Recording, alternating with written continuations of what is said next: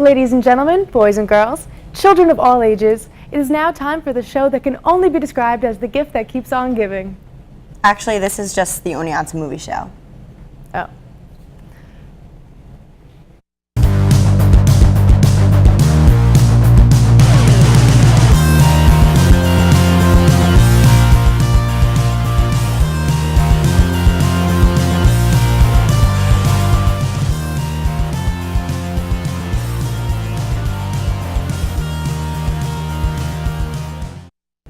Welcome back, everybody, for another wonderful edition of Oneonta Movie Show. I'm your co-host, Isabel Weissman. And I'm the host, Ali Melendez. One day, we're going to be the best of friends. Keep dreaming, kid. Let's meet the panel. Firstly, joining us after a short stint as a banana juggler for the South American cartel, we have Chris Turnbull. Hey guys, welcome back to the Untitled Movie Show. The Asgardian gods gifted us with a Thor Ragnarok trailer today, so we'll be looking at that. And we're going to have a debate later, which I'm sure won't be contrived in the least. Next up, the man you will always find dancing to Girls Just Want to Have Fun at any public place on Tuesdays and Thursdays. It's Mike Pappas. Hey, well, you know, a guy's got to do what a guy's got to do. He can't control himself. But I'm here. Let's talk about Batgirl, Thor, and the debate. This next guy has a tendency to ride the lightning, and by that I mean a kiddie ride at the carnival one too many times. Matt Bearkland. Hey, how's it going? This is Matt Bearkland. We're going to talk about a bunch of good stuff, like we got Thor Ragnarok, we got Batgirl coming in. It's going to be a good show. Hit him with the What was that? Rounding out the band of misfits and miscreants is the one who has no idea that The League of Extraordinary Gentlemen was a box office disaster. If you ask him, it was the best film since Batman and Robin. It's Tom Capone. That's because that's a fact. I mean, but the real great thing here is that impression, because I don't even know what that was. Is that necessary? Well, last time we met, we showed you guys the trailer for the Justice League. Today, we have another trailer. This time, it's the next trailer for the Guardians of the Galaxy Volume 2. Actually, it's Thor Ragnarok. Are you sure? Pretty sure. It looks a lot like Guardians of the Galaxy, so. Just watch the trailer. Ooh. My bad. It was a wretched scratch. How on earth did I get myself in this situation? Now I know what you're thinking. And the voiceover. How did this happen? Oh, Well, it's a long story. Yeah, it's Kate Blanchett. hello. I see well, Thor coming. Now he's Mighty Stick. And they kept the helmet. That's impressive. And the thread of 80s rock and trailers continues. Yep. See, if it works, it works. Kind of weird how this is a song. And now we're Guardians of the Galaxy. I mean, we almost Guardians from one of the trailers, the trailer started. Fair enough. I mean, Thor's looking pretty good in Guardians. Yeah, I'm surprised they Oh, Jeff Goldblum. yes, it's Jeff Goldblum as the Grandmaster, brother of the Black. Yeah, that guy had dual like assault rifles, like modern assault rifles. That was weird. Well, it only his face. Ooh, Gladiator. Yeah, I He's love got the short hair. I love the new haircut. And we got the And the iconic helmet. helmets finally. Long last. And behold, welcome To Planet Hulk! There we go. Oh my god, I'm pretty sure he has a car engine as a weapon. Great reaction. We know Loki. each other. Yeah. He's a friend from work. It's friend from work. My friend from work. And that's effectively 80s. And And an 80s font. three flames stop. They charge at each other. Alright, well that was pretty impressive. It I looks thought. good. It looks good. I mean, I think we all could agree the Dark World was not exactly a great No. Marvel I thought movie. it was a pretty good, like, for Thor. Like, Well, I mean, like, compared to first the rest of one, the Marvel movies, like, it was on the lesser. It's on the bottom of the scale. I think it's real, like, but I mean, like, I'm someone who really enjoyed the first four, so that was a really fun ride. Then the Right. second one was kind of like, what is this? Yeah. The dark elves are running around. They like don't know what it is, but this looks like a big but- step up Right. from that. Yeah, I mean, Hela's in it. I don't know. Loki's back. Yeah. I mean, it's not like a big spoilers or anything, but they seem to be Yeah. going really high with the stakes. Yeah. I mean, Thor's Mjolnir gets destroyed, Yeah. Asgard gets destroyed, and Thor gets put on captivity, and that's just that seems like it's only going to be the start of the movie. Like this seems Right. like Yeah. the first 30 minutes. Yeah, I mean, hopefully. unlikely. I mean, Oh, yeah. hopefully doesn't. Hopefully, Thor on the Hulk is in like the last 20 minutes. and I spoiler. feel like that scene in the beginning where he's all wrapped up in the chains. Like I feel like that's gonna be the opening scene. for Right. that movie. Maybe. Maybe. I got Either that that feeling. or on that on VO is probably not going to be in it. Yeah. That could just be something for just the trailer. Yeah. Or Although I wouldn't be surprised because it is Taika Waititi Right. is directing this. Yes. And he did. What- What he did What We Do in the Shadows, Exactly. and more recently the Hunt for the Wilder People. The Wilder People. Yeah, and those are both great movies. He's a great Australian comedian, isn't he? I think I'm not. He's in sure, Australia but, or New Zealand. But doesn't matter where he's from because he is Yeah. great. Yeah. He's great. And this also introduced us to a couple new characters, like we said, Hela. We mentioned the Executioner, There's Valkyrie. Yeah, Valkyrie And we these see, are all briefly taken Major away characters for. in the Thor, like the Thor comic, stuff like that. And I mean, I assume we could talk about This is- spoilers of Thor: Dark World because I want to bring up something. what's up? Yeah, Is that- because at the end of Thor: Dark World, Loki is basically pretending to be Odin Yep. as the ruler of Asgard. Yeah. Mhm. But that seems like they're going to drop that because Asgard gets destroyed. So how's that Yeah. going to work? It So looks like I Loki- think, Well, I mean, Loki could maybe be helping Hela, right. perhaps, I or don't know. I feel like he's gonna. or maybe he's there with the Grandmaster, maybe trying to get Thor out Right. in order Here's- to stop Hela. Exactly. Maybe. I could see Loki going either way. I could see Loki pretending to be with Hela but Right. being with Thor, or vice versa. You never know where Yeah. Loki's going to land. Well, Yeah, I feel like he's going with Thor on this one, or helping Thor in some capacity. as you guys are aware, I'm a huge comic book fan, and what I think they're going to do is they're going to try to combine a bunch of different elements from different parts of the Marvel comic books. So what I think is going to happen is Hela is going to be Odin's brother, basing off of this thing called Original Sin, and combine elements from like Planet Hulk, like the gladiator match between Thor and Hulk, and take like parts of Ragnarok, like the end of Asgard and all that, and who knows, we might get a completely unexpected thing. I mean, I think this is going to be the movie to set up Infinity War because if Yes. there's any movie for Probably, yeah. Thanos to show up in, this is Absolutely. it. Well, I mean, I feel like this is probably will show up in the end because after this it's Black Panther in February. And Right. Captain Marvel. Then Later on. isn't Captain Marvel after in That's Infinity true, War? yes, that is correct. Yes. Isn't it the Oh, I'm first- sorry, Ant-Man and the No, Wasp. it- No, Isn't Ant-Man and the Wasp was after too. Alright, the slate's way too confusing. Yeah, yeah. Yeah, and we know Black Thanos Panther is so coming far. at some point, and he might show up in this. Right.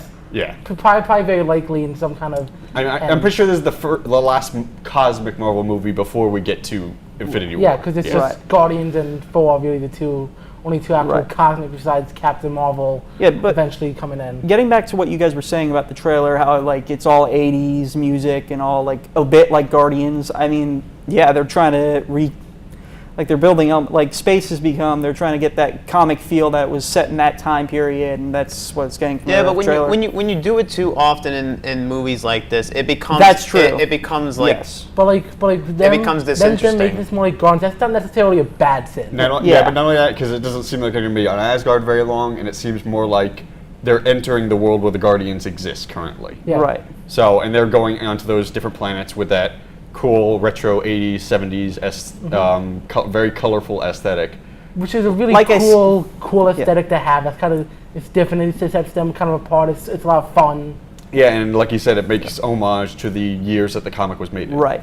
Yeah. I have no doubt this will be an excellent movie. This will be like one of the base movies of the fall. But here's the thing: Thor, like compare it to the last two movies and take that into consideration. I don't know, like something will feel a bit off in this one, and that might be good, that might be bad, who knows.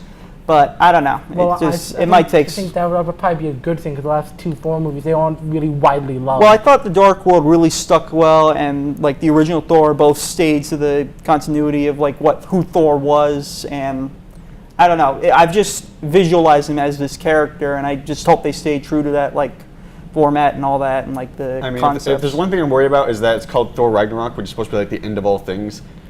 I wouldn't expect it to be so much comedy based. Right. But maybe that's just the trailer. Yes. But also, like Marvel's shown, they'll take a storyline and kind of take bits and pieces from it, like with Civil War or Age of Ultron. They'll take bits and pieces. They're gonna alter it, maybe throw in some other storylines, and kind of make it feel like it's own sin. It's not really gonna adhere too much to the Ragnarok storyline. Exactly. Other than a name and maybe basic premise. Right. Yeah. Similar to how when Logan came out, it took things from Old Man Logan, but it wasn't a direct adaptation at all. Yeah, it was very much inspired by Old Man Logan, but not directly. Right. Yeah. Sorry. I personally see Thor getting a new hammer because there's this story in the comics I'm reading right now, fascinating story called Unworthy Thor, where he finds a new hammer.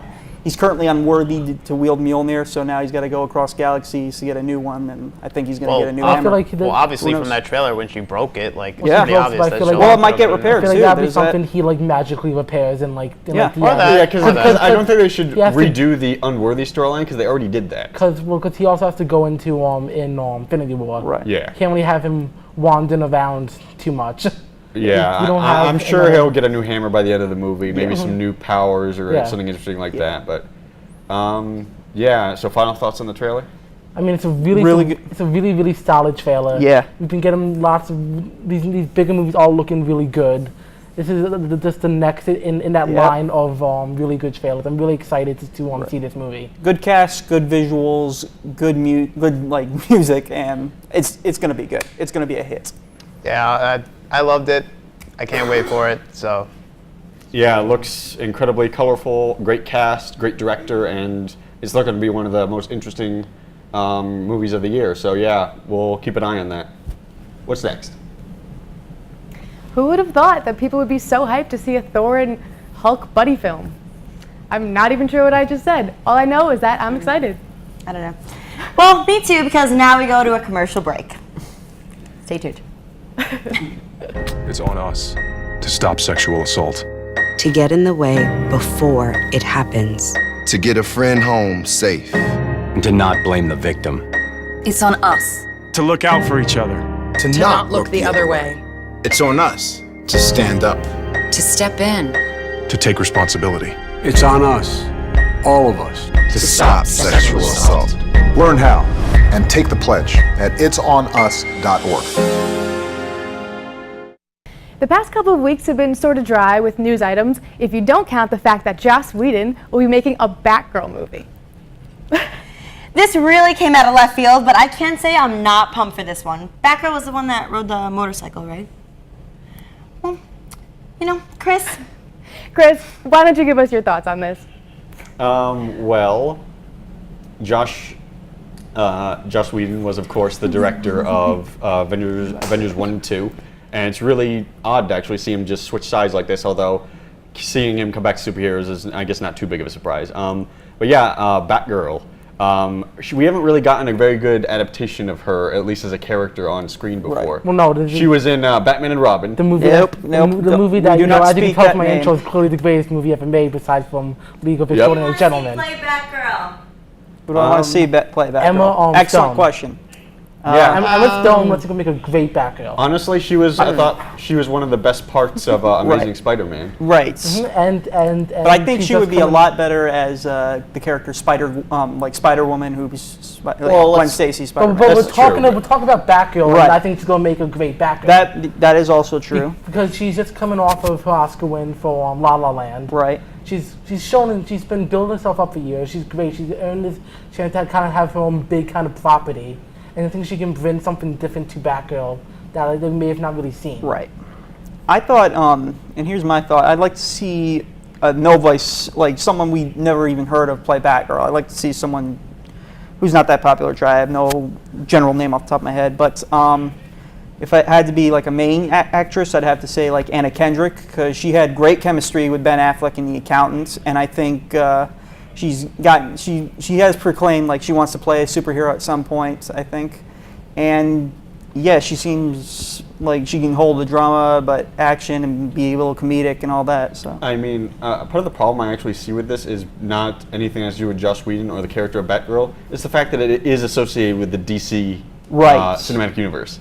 And if I was Joss Whedon, I would try to disassociate myself as much as possible when making this solo movie. Well, I feel like I think that's kind of why he signed up. He kind of had those reassurances from DC when he signed. I don't think Joss Whedon is someone who would sign up with the DC we've kind of seen be more interferic, like with Suicide Squad, sign on to do a Batgirl movie unless he was promised, hey, we're kind of gonna let you do your own thing, especially after how vocal he was after making Age of Ultron. He was like, oh, this was an awful experience. They were so like hands-on. Yeah, I actually remember for Age of Ultron. But I still think it's one of the best ones he did, Age of Ultron, personally. Yeah. And a scene of Age of Ultron, that scene where they're at Hawkeye's house, he actually had to pitch hard for that scene to get in the movie because Marvel wasn't very interested in that, and it was one of the best scenes in the movie. Exactly. Yeah. He's a great film. Like, he can bring something great to Batgirl, especially when I kind of feel like post Justice League, we might not be seeing so much of Ben Affleck's Batman. Right. Whether it's because he's just gone, retires. Right. But if Gotham City in the DCE, you might be in a place where it needs a new kind of protector. That could be a really interesting story to see Joss Whedon tell of Batgirl kind of stepping up to kind of be the protector of Gotham. Okay, here's a question. What villain would you want to see her play, or like what storyline or something? I mean, she can honestly. There are so many unused Batman villains in the DCU at this point. She could just take it from any of them, to be honest. Yeah. I would like to personally see like a gang, like her face, like the Penguin, like a gangster sort of thing. And yeah, I think she should be smaller time because I think that's just what her kind of character and how she fights calls for. Right. I could also see someone maybe like Scarecrow or something like that, because Or Scarecrow maybe like has gotten some really cool interpretations recently. Or maybe Margaret Robbie's Harley Quinn, or someone playing Poison Ivy. I could see that I could kind see of chemistry maybe Poison going. Ivy. I think feel like what Poison they Ivy's were a talking better about choice. doing Gotham, the top about doing Gotham City Simons. Right. Maybe you make them kind of the pseudo villains. Yes. Yeah, I mean, Matt Reeves is of course making his Batman movie, and this is official now. He's not like they're not like trying to find a director at this point. This is happening, as far as we know. All right. And I assume she's gonna like probably appear up there at least once. Probably, yeah. In the movie, because she'll probably show up. I mean, they've talked about doing a Nightwing movie. He'll probably show up. Maybe even Nightwing could show up in the Batgirl movie. Right. And it kind of reinforce that kind of storyline that I would really like to see of a Gotham City without a Batman needing someone else to step up and protect it. Right. Which you could see with Batgirl, because Joss Whedon has been really great with female pro antagonists. And depending on which Batgirl we use, we could see J.K. Simmons coming back as Commissioner Gordon. That'd be it. Like we need to that would be. I think it'll probably be his daughter. Barbara Gordon. Yeah, she'll probably be. I mean, Barbara Gordon is by far probably the most memorable character that Batgirl has. She is the most recognizable Batgirl. I can name like 2 or 3 others, but there are, but no one knows those. Right. That's why. It might be fun to use that though. Like we could. That might be an interesting way to go too. Having a Batman movie starring Batgirl that's more of a detective movie might be pretty interesting. Right. We haven't really. We saw a little bit of detective work in Batman v Superman, but not much. That's the side of Batman that we still haven't really seen. That maybe Batgirl maybe embody that more detective using her head. While Ben Affleck's running around punching guys, she's thinking of ways to outsmart everyone, trying to follow the clues. Yeah. But and stop. Guys, any final thoughts at all, or? Yeah, great director choice. I just hope DC doesn't intervene too much. Yeah, hopefully. Oh, they're gonna intervene. They're gonna have a few words. I hope so too. Yeah. I hope so too, and I mean, I'll be excited for it. I mean, at this point, anybody could be better than Alicia Silverstone. Right. Fair enough. DC should intervene more. Warner Brothers shouldn't intervene. I think that's what you just want to. Your thoughts? Oh, I'm really excited. I'm really like the character. All right, so Joss Whedon's Batgirl. Hopefully we'll see it, and hopefully it'll be great. What's next? Hopefully. When we come back, we have a Batman vs. Superman level of debate coming, so expect something disappointing. That's why Isabel's here, and she's going to moderate it. Be right back. It's on us to stop sexual assault. To get in the way before it happens. to get a friend home safe. And to not blame the victim. It's on us. To look out for each other. To not look the other way. It's on us to stand up. To step in. To take responsibility. It's on us, all of us, to stop sexual assault. Learn how and take the pledge at itsonus.org.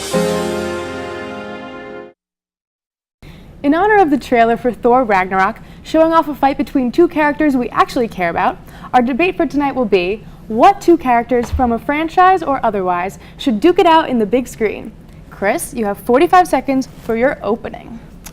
All right. I am choosing Optimus Prime from Transformers and Mater from Cars. Now stay with me here. Both are awful characters from awful movies. I recognize that, which is why I want them to see nothing more than them to destroy each other in epic mayhem.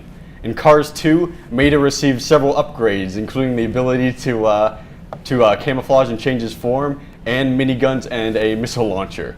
And frankly, both interpretations of the characters are terrible, and I would just love to see both these abominations destroy each other in an epic car combat simulation. All right, interesting. Mike, you're next. You ready? Mm-hmm. Go ahead. So my pick is Deadpool versus Iron Man. I feel like these two would have perfect chemistry. You talk about two guys that are both sarcastic, both have big, huge egos. I figure if these two ever come across, when they would fight whoever they fight, it would be a gain of one-upsmanship where anything you could do, I could do better. I feel like that would be probably the best kind of rivalry for these two guys. Okay. And next is Matt. Are you ready? Yeah. Go ahead. Okay. I have two spies for mine. I got Jason Bourne and I got James Bond. They both have the same initials. Both are spies. Both have an interesting soundtrack, theme for almost all their movies. And yeah, I'd like to see these two duke it out, maybe work together at the end and be like a little cat and mouse chase between them. I think that'd be interesting. Okay. Last but not least, Tom, you ready? Yep. Go ahead. All right, mine is a battle of the minds. We're going with Anthony Hopkins as Hannibal Lecter from Silence of the Lambs, going up against Samuel Gerard, Tommy Lee Jones from The Fugitive. This is going to be the most epic game of cat and mouse to ever play out onto the big screen. They're not going to be duking out their hands, be chasing each other with their minds, using the real power, to see who's more intelligent, the man who catches criminals or the ultimate criminal who's been on the run forever. Nice. That's very interesting. So everyone has spoken. Whoever else now would like to comment on someone else's argument, this is your time to shine. Are you guys ready? Let me ask you a question real quick. Sorry, Hannibal Lecter. Mike, I have to ask a question real quick, if I can interrupt you. Did you even think of yours? I'm just curious, because yours doesn't even sound like you put any thought into it whatsoever. I'm sorry.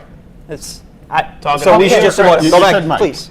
All right, so did you see me or Chris? Yes. Come on, that's the most. That's the thing. All the characters here are likable. Right. If any of them would have died, you would be sad. Mater's likable. What are you talking about? Optimus Prime, likable. Not in the Transformers movies. He's a hated character. Whatever interpretation. The movies you would want to watch. Little kids like Mater. How could you possibly say that's an epic battle too between? How can you say Iron Man and Deadpool is an epic battle? How can you say Hannibal Lecter and something you've never heard of is an epic battle? Giant swords, shields, giant combat. How do you see that in Mater? Because that's what he did in the second movie. He got equipped with spy equipment. He has all these cool gadgets that he gets in the second movie. Chris, you expect him to have an even match with Optimus Prime? No, I don't, and that's why I expect one to destroy It'll the be other. Over just like that. End of movie. Yes. And how do you expect that to be a perfect balance, a perfect rivalry? I don't expect it to be a perfect balance, but you know what? Whoever loses, we win, because they're both terrible characters. They're both good characters. You got Optimus Prime, the leader of the Autobots. He's excellent. They got a good voice. Whatever. Larry the Cable Boy voices Mater. Possibly be. What do you mean more boring battle? If you guys battle of the mind, because these two I don't care about battle of the I've mind. never even heard of your character. It's Samuel Gerard. I don't know. Who is Samuel Gerard? Nobody's heard of him. You expect him to be on the same level as the Hannibal Lecter? You're just explaining the Silence of the Lambs. How is he on the same level as the Hannibal Lecter? Jodie Foster's character is replaced by some guy I've never heard of. That's basically what you're describing. In The Fugitive. I've never seen The Fugitive, so you can't No, even... you are missing out, my friend. Who even heard of Tommy Lee Jones's character? I have, because his character Oh, is so by interesting. definition, that makes him a memorable character. Yeah, To me, yes, because... To you. Iron Man and Deadpool. Meanwhile, let's Michael talk about about yours for a minute. What? Iron Man Let's and talk about Deadpool Mike. is the most Mike. cliche thing you could have came up with, my friend. Cliched? How's that Seriously. cliched? Iron Man and They're both Deadpool, normal they have characters, no... but they honestly just don't work because Exactly. one is a serious character, the other one is Exactly. a real-life Yes. cartoon. Iron Man is serious I've character? read comics. No, On all the comic books I've ever read, Ever since Civil War, he's Deadpool pretty has always serious in that. stolen stuff from Okay, Iron but Man, and there's never he's been... mostly funny. No. There's a difference between occasionally joking Any- and being a cartoon character. That's Exactly. what Deadpool is. Deadpool is not a human being at this point. And it wouldn't work. They're from two different universes, and their Iron Man tones is don't an match Avenger up. and a Different symbol universes, of the Marvel like universe. X-Men and Marvel Cinematic Universe, two Exactly. different universes. You can't- Doesn't work. Doesn't work. It would work if Iron Man and Deadpool faced. These guys. No, they wouldn't. Mike, No. Mike, It's a gain of one-upsmanship between these two. Mike, you just took two characters, threw them together, and went, oh. I'm amazed Honestly, that no one has it even sounds like- commented it sounds on like mine he took because one you of those all know epic that battles mine from is one the of those best. YouTube Seriously. channels. Like he took it right from one of yeah. those superhero channels. Yeah, you pretty much took a... I don't even need to No, I think argue he was mine talking is to you, great. Tom. I think he was talking to you. Well, no, because my two characters, they're not two characters you would really think or expect to be in the same movie. That's why it's Yes, you creative. would. It is- Yes, you would. It's Because on two Twitter. Tommy And Lee the guy Jones who's on the run from interesting the... characters going up against each other. Tommy Lee not Jones And just- Jason not Bourne just and relying- James Bond, isn't Not that... just relying on their fists and punching Oh, each other in the please. face. Yeah. 'Cause that's a boring fight. That's a boring fight. It's a boring Yes, battle. because You need people something go to the else movies, they want to there. see You people need talk with their minds interesting and have a lot of characters. dialogue. That's what When they it's want. good dialogue, yes, and you like Jason these Bourne and characters. James Bond ain't good dialogue. Let me tell you something. They got British not. and It's mostly shaky American. cam. What? I said mostly shaky cam. Yeah. And I don't think they talk Jason that Bourne. much either. That's the point. They Well, that's fight the more. problem. They let their fists in do the the form talking. of James Bond, you got a legitimately charismatic guy, Yes. but Jason Bourne, he's just a living weapon. Yes, he's not an but interesting that's the character. good. That's It's like just the gonna difference. Be 2 hours of people punching each other Jason in the seen face. as this Why do you like wanna watch fugitive. that? That's exactly. Well, Just at the same people time, I don't want to watch a punching each other in the movie face. where the villains don't even meet each other throughout the entire movie, and Exactly. there's no face-to-face. But some of the I best couldn't see movies- Mater and some of the Optimus best movies Prime meeting have at the all, main so- characters and the antagonist not face up the whole time. Like in Star Trek 2, The Wrath of Khan, Kirk and Khan are never on norm. They're never But in the they same room interact. They together. talk together. But these two characters can interact as well. They can be contacted over the radio. And what's Hannibal gonna Lecter happen in can be between leaving that? I see messages no story in for between this. For Tommy Lee Jones is Samuel Gerard. Please, to follow, whatever. Leaving clues. James Bond and Samuel Jason Gerard. Bourne will at least off of interact his at tail. some point. All right, I think I've heard enough. Chris, you now can make your closing statement. You have 20 seconds. Okay. Ready? And Mater? go ahead. Mater versus Optimus Prime, battle for the ages. Two hated characters that everyone would like to see be destroyed in epic combat. Yeah, so it's a fight where whoever loses, we win. All right, time. Next up is Mike. You have 20 seconds to make your closing statement. Ready? Go ahead.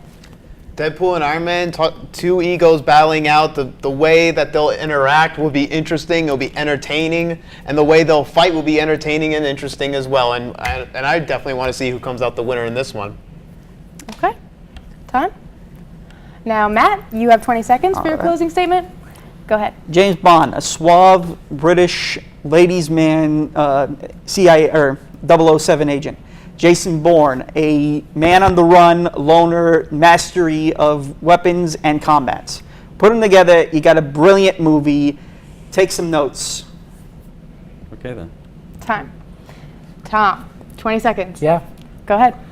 Look, all these other field movies are just people punching each other in the face for two. I don't want something more from my movie. I want two great characters going up against each other in a cat and mouse game, so this would be between Hannibal Lecter and Samuel Gerard. Hannibal Lecter, one of the greatest characters to ever be on the run, and Samuel Gerard, one of the greatest characters to ever be hunting down someone on the run. So you put these two together, and that's a great cat and mouse game. That was pretty good. Okay, now it's time for me to make my decision based on these arguments presented. And the winner is Tom. Yeah. I thought that was great. I really did. Thank you. Good work. Congratulations, Tom. Now, thanks again for stopping by the good old Oneonta Movie Show. Make sure you tune in next time because, well, I don't know, we're pretty cool. Good night, guys. Thanks for watching.